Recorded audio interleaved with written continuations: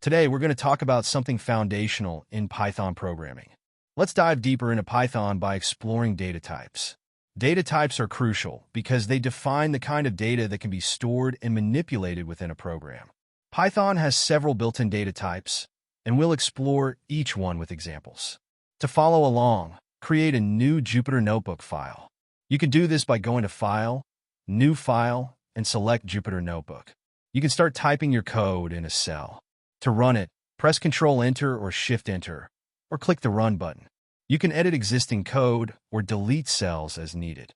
Before creating a Jupyter Notebook, make sure you have the Jupyter extension installed in your VS Code.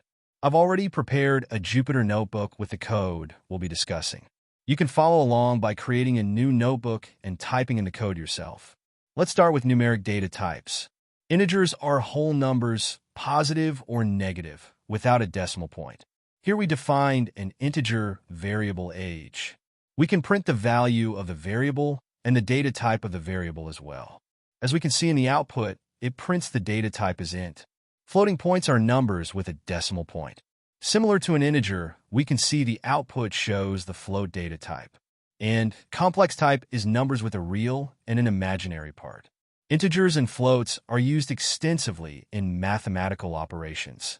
Pause the video and look at some operations we can perform. Let me give you a quick challenge. Can you write a Python program that calculates the area of a circle given its radius? Post your solution in the comments. Strings are sequences of characters used to store text. You can create a string by enclosing text in single or double quotes. Strings are incredibly versatile and can be manipulated in many ways. Here are some examples including concatenation, formatting, accessing characters, and slicing. Booleans represent one of two values, true or false. They are often used in conditional statements. Next is sequence types. The list is an ordered, mutable collection of items, which can be of mixed data types. Lists are used to store multiple items in a single variable and are extremely useful for managing collections of data. Here are some operations we can perform on a list like access the element, add or remove the element, sorting, and reversing. The tuple is an ordered, immutable collection of items, which can also be of mixed data types. Similar to the list, we can also perform operations on tuple as well. Like here we are accessing the elements. Tuples are immutable, so this line of code to update the value of the first element would raise an error. However, you can create a new tuple with updated values like this. Tuples are like lists but immutable. This makes them useful for data that shouldn't change. The range is an immutable sequence of numbers, often used for looping. Now let's look at the mapping type. Dictionaries are unordered collections of key-value pairs. Dictionaries are perfect for representing structured data.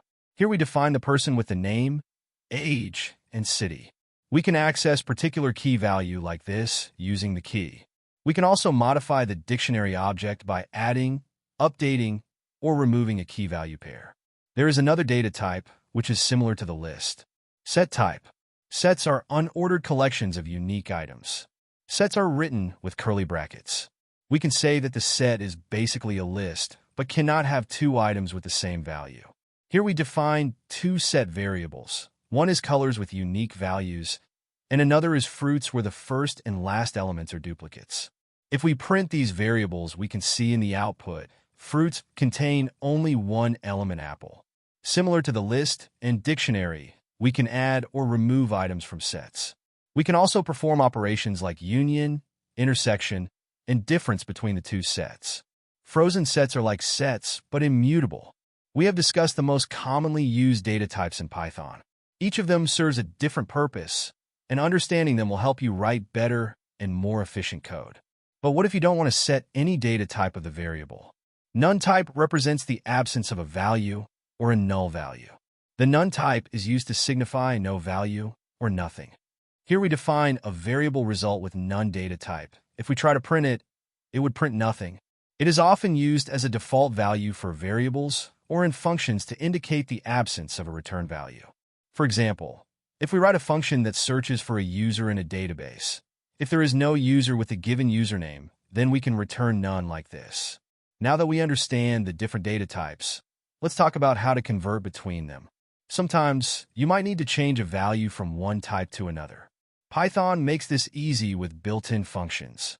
Python automatically converts one data type to another when it's needed. This is called implicit type conversion. For example, adding an integer to a float will result in a float.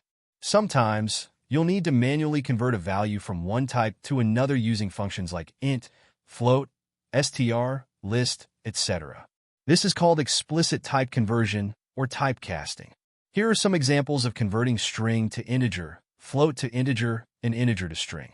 You can also convert between different sequence types like lists, tuples, and sets. Here are some examples you can have a look at. Let's move on to how you can interact with users in your Python programs using variables and data types. The input function allows you to take input from the user.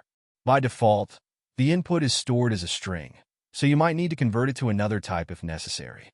The print function is used to display output. You can print variables, text, and even formatted strings. As we wrap up, let's go over some common mistakes and best practices related to variables and data types in Python. Forgetting to convert data types can lead to errors, especially when working with user input or performing arithmetic operations. Avoid using Python's built-in function names as variable names, like list, str, int. Always initialize variables before using them to avoid errors. Let's discuss some best practices.